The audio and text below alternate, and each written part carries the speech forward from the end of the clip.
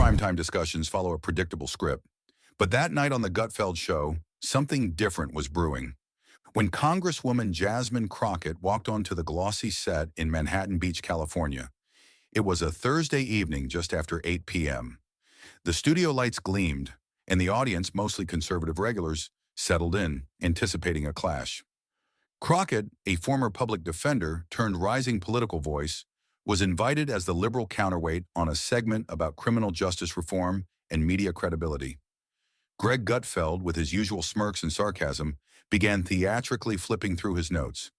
You've made bold claims about systemic bias in the justice system, but have you ever actually read the Constitution, or is that something your intern summarized for you? The audience chuckled, but Jasmine didn't smile. Instead, she looked at Greg for a moment too long, then nodded slightly. Well, Greg, she said calmly, I was a public defender for nearly a decade. I've read more constitutional case law than you've had haircuts, but sure, go ahead. The first subtle shift in the room happened right there. Nothing dramatic, but people noticed. She didn't come to throw punches, she came prepared. The conversation continued with other panelists chiming in, an ex-judge, a political strategist, and a YouTube pundit known for viral rants. But the tension between Crockett and Gutfeld was palpable.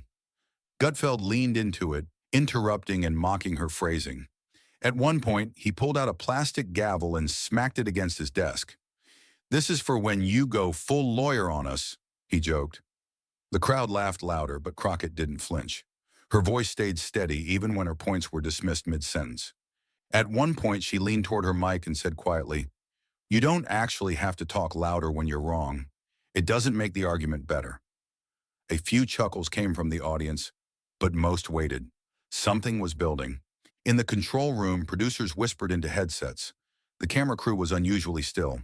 A segment meant to be a 5-minute filler was turning into a focal point. Gutfeld shifted tactics, bringing up Crockett's recent op-ed in the Dallas Morning Tribune, where she criticized selective media outrage in criminal cases.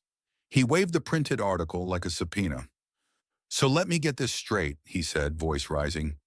You're saying the media is complicit in injustice, yet you spend most of your energy criticizing this network? That's rich, coming from someone who ran for office with slogans like, truth in defense? What truth exactly? The audience leaned forward. Crockett sat back, arms folded, not blinking. The tension was sharp, like a string pulled too tight. They didn't know it yet, but they were about to witness a moment they'd still talk about a year later. Crockett wasn't done listening. She was waiting for the right moment to strike. For a moment, it felt like the room exhaled. Gutfeld tried to ease the pressure with stats and comments from the strategist and former judge, but the air stayed tight. Let's be honest, he said, leaning forward. The public's tired of hearing that the system is out to get people. They want law and order, not lectures. Jasmine raised an eyebrow. Law and order doesn't mean lawlessness for people who look like me. There it was, the first full silence. No reaction from the crowd, no commentary from the host, just silence. Gutfeld's eyes narrowed. Oh, come on, he said, voice rising. You're turning this into a race thing already. It's not me turning it into anything, Jasmine replied. That's the frame this country came in. I'm just not pretending the paint job fixed it. Someone near the front coughed. Another shifted in their seat. It wasn't outrage. It was awareness of how real things were getting. Still, Greg pushed on, pulling out a report on crime statistics from Los Angeles. You want reform, but this is what it leads to. Crime spikes, cities out of control. And you're saying it's the media's fault? Jasmine nodded slowly. I'm saying narratives shape reality. When your network selectively airs one type of crime story and leaves out others, yeah, people get scared of the wrong things. And scared people vote based on fear. Greg waved her off. You think people are that easily manipulated? You tell jokes for a living. She replied, cool as ever. You know exactly how fast people repeat what they hear, whether it's true or not. A few soft claps broke out near the back row. Greg glanced toward the audience, then back at Jasmine, annoyed. Now that wasn't supposed to happen, not here. She adjusted her microphone and continued, addressing the former judge sitting to her left. When I was in court every day, I saw kids 15, 16 being treated like monsters. Meanwhile, corporate guys committing massive fraud walked out with probation. Nobody aired that on prime time. Nobody asked where their fathers were. The judge nodded carefully. It's true, there's a perception gap. Greg leaned back, tapping his fingers. Oh, please, so now fraud is the same as violent crime? No, Jasmine said, turning back to him. But both are crimes. And if one gets headlines and the other gets ignored, the public never sees the full picture. That's media accountability. That's what you claim to care about. Greg's smirk faltered for a split second. The strategist suddenly seemed more interested in his notes. The host chimed in to move things along. Okay, we're going to get into media ethics in just a moment. But Greg wasn't done. You know what, he said, cutting in. I find it hilarious that you lecture anyone about accountability. I watched you fumble through that budget hearing last month like it was your first day in Congress. Jasmine didn't move, didn't blink, didn't look away. Then calmly, Greg, do you remember what you said on your show 3 weeks ago about the Department of Justice and overreach? He frowned. What about it? You said, and I quote, it's dangerous when people in power think the law is a weapon for their own narratives. You were talking about Merrick Garland, but here you are, twisting stats to scare viewers into thinking. Equals chaos. The audience froze. Greg stared. The production team glanced at one another. Even the strategist looked up from his notes. But Jasmine wasn't finished, and her silence spoke louder than Greg's sarcasm ever could. Greg didn't take being outmaneuvered lightly, especially on his own turf. His smirk returned, thinner this time, less confident. He leaned back, pretending to brush it off. Okay, he said, trying to laugh. Someone's been watching reruns of my show. I'm flattered. Jasmine smiled slightly, just enough to register. I do my homework, especially when I'm invited to conversations where facts tend to get bent for entertainment. The crowd tensed, a few audible gasps, not from outrage but surprise. The line had been drawn and both sides knew it. Greg sat up. So you're accusing me of lying? I'm saying your commentary isn't held to the same standards as your criticisms, she replied, and that's a problem when you're shaping millions of opinions. He chuckled again, louder now, hoping to regain control through mockery. You've got a real future in late-night comedy, Congresswoman. No, she said, just a past in law and a present in public service. Then it happened. That beat Greg had probably used 100 times before, a line that usually got a rise out of the crowd. But tonight, it landed differently. You lawyers always think you're smarter than everyone else, he said. But theory doesn't work in the real world. Out here, people want action, not lectures. And let's be honest, you probably wouldn't last 5 minutes in a real courtroom without someone writing your lines. The words lingered, sharper than he expected. The room stilled. Even the laughter that usually followed his jabs didn't come. Jasmine looked at him. No grin, no smirk, just stillness. I tried 122 cases before I ever ran for office, she said softly. 104 of them. No script, no audience, just families on the verge of losing everything and a broken system that didn't think they mattered. So when you say I wouldn't last 5 minutes, I want you to hear what that really means coming from someone like you. The producer in the booth whispered, Stay on her, camera 2. Don't cut. The silence deepened. Greg glanced to his left, then to the host, looking for a lifeline. None came. Jasmine continued, her voice steady.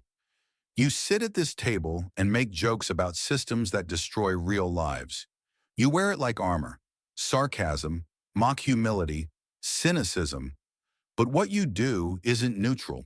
You mock things because you think it's safer than admitting you don't understand them. Now the crowd reacted. Not wild applause, but a rumble. Low, uncomfortable, alive. They weren't just watching a debate anymore. They were watching a shift. Greg's jaw tensed. He reached for his mug, stalled, then placed it back down. You done? He asked.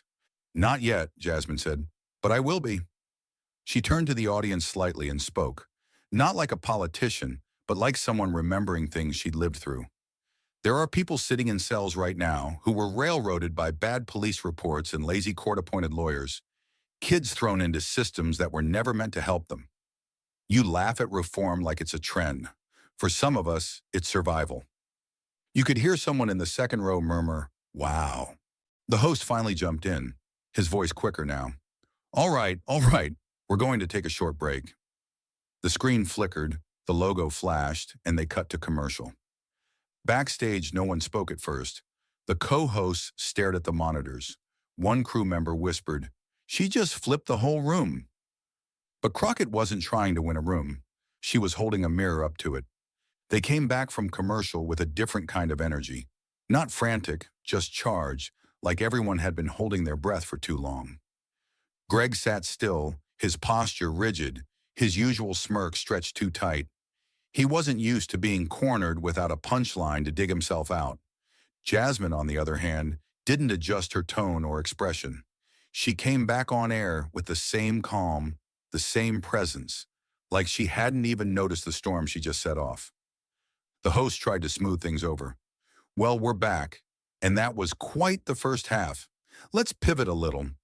Media responsibility, fair coverage, bias, and how networks like ours shape the national conversation. Congresswoman Crockett, let's start with you." Jasmine leaned slightly forward, elbows on the desk, fingers laced together. "Sure, let's talk about accountability, not just for elected officials, but for people with cameras, microphones, and airtime. Because let's be honest, when folks think the media, they think of what they see here." Greg folded his arms, watching her carefully. Jasmine went on.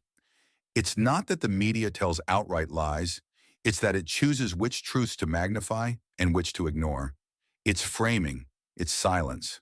It's the way you'll do a full segment on a single protester who breaks a window but skip the 100 people who showed up peacefully." Greg broke in.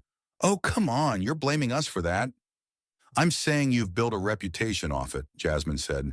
"And when you act like criminal justice reform is a threat, you're feeding a false narrative to an audience that trusts you." Greg leaned in, eyes sharp now. "And your party never does that? Please don't sit here acting like the left doesn't have its own manipulations. You all bend stories just as much. You just do it with a softer voice." Jasmine didn't flinch. "I'm not here to defend a party. I'm here to hold truth above narrative, no matter who it makes uncomfortable." That struck something. Even a few heads in the audience nodded quietly. Then she turned back to Greg. "And you know what really gets me," she said. "You mocked my legal background earlier, tried to discredit me with a joke, called it theory. But 3 weeks ago, on your own show, you warned your viewers about powerful people twisting laws to serve their interests." Greg blinked. "Yeah?" Jasmine reached into her folder and pulled out a transcript, highlighting it with her finger. "You said it's a problem when those in power use selective outrage to distract from real injustice. It creates a public that reacts emotionally, not logically." Your words verbatim. The room was silent again. You could hear a throat being cleared somewhere in the third row. The strategist down the table turned and blinked, eyes wide. Jasmine slid the transcript across the desk to him. "So when I say reform matters and you make it a punchline, you're doing the very thing you claim to hate, weaponizing selective outrage." Greg didn't speak for the first time all night. His expression cracked, not into anger but confusion. He opened his mouth, closed it again. Jasmine kept going. "You say Americans are tired of lectures. They're tired of being lied to. Tired of being scared into thinking that justice for someone else means danger for them. The truth isn't always comfortable, but neither is being black in America. Neither is watching a kid get 10 years for a mistake while a banker walks after stealing millions." One woman in the audience clapped, then two more, then more. Not thunderous, but undeniable. Greg's lips parted like he wanted to say something clever, but it didn't come. He looked at the host. The host just raised his eyebrows slightly and gave a half shrug. There was nothing left to pivot from. But this moment wasn't just about shutting Greg down. It was about showing what happens when preparation meets disrespect. There's a moment right after something real cuts through the noise, where a room doesn't know how to behave. It's not the silence of confusion, it's the silence of awareness. That's where the studio was now. The audience didn't know whether to cheer or wait. Even the panelists, who typically chimed in with filler commentary, were frozen, eyes flicking between Jasmine and Greg, unsure who would speak next or if they should speak at all. Greg finally leaned back in his chair, shoulders stiff, hands flat on the desk. He was calculating not what to say, but how much damage had just been done. Jasmine didn't look at him. She sipped from her water, eyes down for just a second. She didn't need to gloat. The power had shifted and everyone felt it. The host tried to move things along, his voice just slightly too upbeat. Well, things got a little more intense than we're used to. But hey, that's why we bring in real voices from all sides. Let's bring it back around to solutions, real steps forward, Congresswoman. She looked up, steady as ever. Solutions start with truth. That means being honest about how we got here, honest about who's profiting from keeping things broken, and it means stop treating policy like a stage prop. It wasn't loud, but a few claps followed. Some folks didn't clap at all, but everyone was listening. Greg exhaled, not a sigh, more like a controlled release of tension. His next words weren't as sharp. They came slower, more cautious. I think most Americans just want to feel safe, he said. They want to know someone's looking out for them. They do, Jasmine replied, but safety means different things depending on where you wake up every day. For some, safety is fewer police. For others, it's more. But if we don't look at the root of why people feel unsafe, we're not fixing anything. We're just selling fear. Greg was quiet for a beat. He wasn't used to having to recalibrate in real time. The strategist down the table, quiet most of the segment, finally spoke. She's right. This isn't about being left or right. It's about who gets to tell the story and who gets listened to, and we're not listening enough. The judge nodded slightly. And when we don't listen, we end up legislating based on perception instead of reality. For once, everyone seemed aligned. The control booth had fallen completely silent. One of the younger techs whispered to his colleague, "This is going to trend." And he was right. Clips were already being snipped and uploaded by people recording the broadcast at home. Screen recordings hit Twitter, captions ranging from Jasmine Crockett bodying Greg Gutfeld on live TV to, "This is how you handle disrespect with facts." Back at the panel, the conversation drifted slightly, but never fully recovered the casual rhythm it started with. The jokes were fewer, the interruptions muted, and every time the camera cut to Greg, he looked slightly more uncomfortable in his own skin. Jasmine didn't gloat. She just answered questions plainly, offering facts, not flames. Her calm had changed the room more than shouting ever could. In the green room after the show, a makeup artist told her quietly, "I've never seen him lose control like that." Jasmine smiled, polite but tired. "He didn't lose control," she said. "He just ran out of jokes." Meanwhile, outside the studio, people who had never heard of her before were searching her name, reading up on her past cases, watching her floor speeches. The moment had gone viral, yes, but not because she'd yelled or attacked. It was because she'd stood still while someone tried to shake her and didn't flinch. But the real story wasn't about a TV moment. It was about what happened when someone told the truth in a room built on performance. Backstage, the hallway leading to the green rooms felt tighter than it was. A producer paced near the snack table, clutching his clipboard like it might burst into flames. Another spoke softly into his earpiece, nodding, then pulling it out as if the silence on the other end said enough. Greg didn't walk off stage.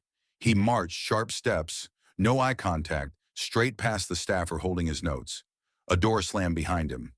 In his green room, he sat down hard on the leather chair, staring at the floor. No phone, no words, just the sound of air conditioning and the echo of the applause that hadn't gone his way. His assistant Rick stood by the doorway, unsure if he should speak. "You want me to get the car?" Greg waved a hand without looking up.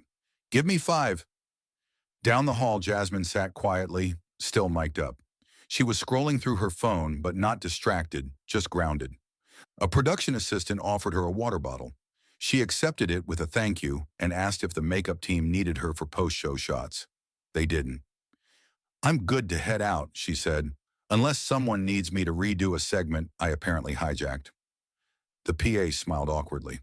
"You didn't hijack anything. You said what no one else would." She tucked the water bottle in her purse.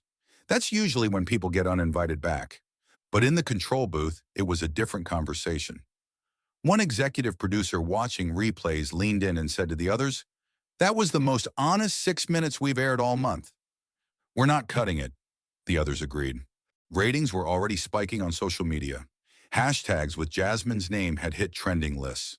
Clips were spreading across platforms, with millions of views, captioned, subtitled, reposted with commentary. One tweet read, "Jasmine Crockett didn't raise her voice, she raised the standard." But while the public lit up, the show's internal world spun into cleanup mode. Producers met over Zoom that morning to discuss the segment's fallout. One younger associate floated the idea of inviting Crockett back for a follow-up episode. An older executive shot that down instantly. "No," he said, "we don't need her coming back and flipping another table without warning." "She didn't flip anything," the associate replied. "She just answered the call." Ended with no clear decision, just tension. Back in Dallas, Jasmine's office line wouldn't stop ringing. Local journalists, national reporters, even a few people she hadn't heard from in years, law school classmates, old clients, distant cousins, reached out. Her staff tried to manage the chaos with spreadsheets and priority tiers, but Jasmine kept things simple. "I'm not doing a press tour," she said. "Let the moment breathe." Still, the reaction was too loud to avoid. She stepped outside during lunch to clear her head and found herself recognized by strangers on the sidewalk. A woman at a food truck whispered, "Thank you for not letting him talk down to you." An older man in a Navy suit simply nodded, then muttered, "Long overdue." Her inbox was another story. There were the expected critics, of course. Long angry emails accusing her of attacking free speech or disrespecting the platform. But they were outnumbered by a lot. A retired judge from Fresno wrote, "You reminded the country that credibility isn't about volume. It's about history and preparation." That was something young women needed to see. A mother in Tallahassee emailed simply, "My daughter wants to be a lawyer now." I'm framing this email. It wasn't hero worship. It wasn't viral fluff. It was people recognizing something they'd waited to see. Someone who didn't perform strength, but was strong without asking permission. Even Greg Gutfeld's own audience was divided. Some defended him. Others admitted they were surprised by how poorly he handled the exchange. A few conservative blogs tried to spin the segment, painting Crockett as aggressive or scripted. But the problem was, it didn't stick. There was no yelling, no theatrics, just cold, quiet control. And that, more than anything, stuck with people. That evening, Jasmine received a voicemail from a woman named Brenda in Sacramento. She didn't know her. The message was shaky but heartfelt. "I watched you last night, and I just needed to say it meant something. Not just because of what you said, but how you said it. I've sat in too many rooms where people talked over me. Thank you for not letting it slide." Jasmine listened to it twice, then played it again. She didn't call back. She didn't need to. That message wasn't meant to start a conversation. It was a release, a moment of shared breath between strangers. In a world trained to reward volume, she'd offered a different template. Not quieter, clearer, not softer, sharper, and it landed. But while the internet was still talking, Jasmine was already thinking about what came next, because words are only powerful if they lead to action. 3 days later, Jasmine sat alone in her office just after sunset. The Capitol building was quiet, the usual chaos trimmed down to echoes and last-minute phone calls. She had declined every TV invitation, not out of pride, out of principle. It wasn't about riding a viral wave. It was about making sure what she said didn't get diluted by hot takes and clever hashtags. She scrolled through her messages again. Not the headlines, but the ones that mattered. A single dad from Modesto who said his teenage son watched the segment 3 times. A junior at Spelman who wrote, "For the first time, I saw a woman who looked like me outthink someone who thought she'd fold." It wasn't the applause she remembered most. It was the moment the room went still. That instant when everyone realized she wasn't playing defense. She was reshaping the conversation. Her legislative aide Julian knocked and stepped inside. "Hey," he said, handing her a folder. "Preliminary support just came in for the accountability bill. 4 swing votes flipped this week." She looked up. "They flipped?" "2," he said directly. "The other 2 didn't give a reason, but we know what changed." Jasmine flipped through the pages, scanning notes. People think it was about the comeback. Julian nodded. It wasn't. She shook her head. The comeback was just a moment. The point was that we don't have to match disrespect with noise. We just have to know what we're talking about and say it like we mean it. He didn't say anything, just watched her. She closed the folder. The problem is that moment becomes a meme, and memes fade. But the people who saw it, Julian said, they don't forget it. He was right. Somewhere in Phoenix, a high school debate team used her clip to study rebuttals. In Ohio, a pastor opened his Sunday sermon with a line from her segment. And in Seattle, a grandmother who had never watched political TV wrote her first ever email to a representative, hers. Jasmine stood up and looked out the window. We're not going to win every moment, she said, but we can stop losing ground by letting people rewrite the story before we even speak. She thought about the studio again. Not the cameras, not the lights, but the moment Greg Gutfeld looked like he'd swallowed his own line. Not because she was louder, not because she was meaner, but because she had been ready. That was the part most people missed. Everyone called it a clapback, a takedown. But what it really was a refusal. A refusal to be underestimated, a refusal to shrink. And that, she knew, had nothing to do with politics. It was about every woman who had been interrupted mid-sentence, every public defender who spent nights preparing a case they knew would be ignored, every voter who had been told their voice didn't matter unless it came in a pitch that fit a particular tone. A few days later, Jasmine held a small, round table back in her district. No cameras, no national press, just parents, teachers, and young people talking about what they wanted from their leaders. She listened, not to respond, but to hear. One teenager asked her directly, "Was it scary being the only one on that stage, standing your ground?" Jasmine smiled. "It's not scary when you know who you are. It's just quiet. And sometimes that silence is where the real shift happens." The room nodded, not out of habit, but because they felt it. They knew that kind of silence. Most of them had lived it. But Crockett didn't want to be remembered for one night. She wanted to build something that couldn't be undone by the next segment or the next laugh.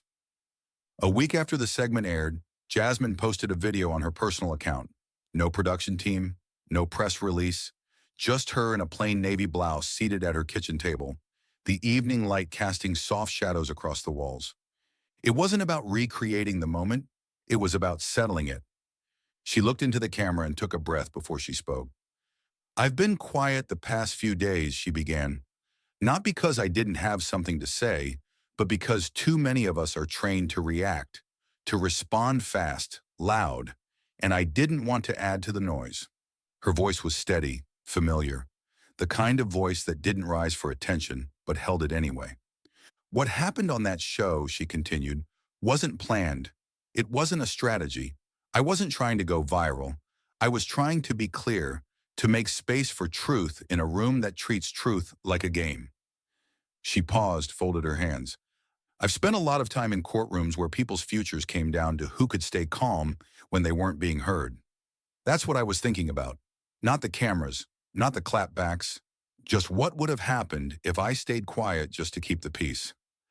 The video was 6 minutes long, no edits, no music, just her speaking plainly. Within hours, it had over 2 million views, not because it was dramatic, but because it felt honest. In Austin, a group of law students streamed it in a lecture hall. In Kansas City, a mother played it for her teenage sons at the dinner table. And in dozens of households where politics were usually muted, people watched it without fast-forwarding for once. Greg Gutfeld never mentioned her by name again. His next few episodes returned to lighter segments, a few vague comments about things getting too sensitive lately, but nothing direct. His audience noticed, some appreciated the shift, others accused him of backing down. He didn't engage because deep down even he knew it wasn't about losing a debate. It was about being seen cracking under something he couldn't joke through. Meanwhile, Jasmine kept working. She introduced new legislation focused on public defenders funding. She visited community colleges, youth centers, and town halls, quiet places with loud stories, places where she could listen more than talk. Reporters kept asking her for interviews. She declined most. "I said what I needed to say," she told one. "And more importantly, I listened to what I needed to hear. Back in her district, someone painted a mural downtown. It didn't have her face. It didn't have slogans. It was a woman at a table, calm and steady, surrounded by microphones, and still somehow the quietest force in the room. The caption underneath said simply, "Strength doesn't shout." And that became the lesson people took with them. That power isn't in the punch, it's in the presence. That the sharpest rebukes don't always need volume. They just need truth, delivered by someone who knows exactly who they are. So if there's anything Jasmine Crockett left behind in that moment beyond the sound bites, beyond the applause, it's this. You don't have to match someone's energy to disarm them. You don't have to be louder to be right. You just have to know what matters and stand in it. If this story moved you, if it reminded you of something you've lived or something you've stayed silent about, don't just scroll past. Share it, talk about it, and most of all, carry it, because clarity is contagious and someone else might need to hear it next.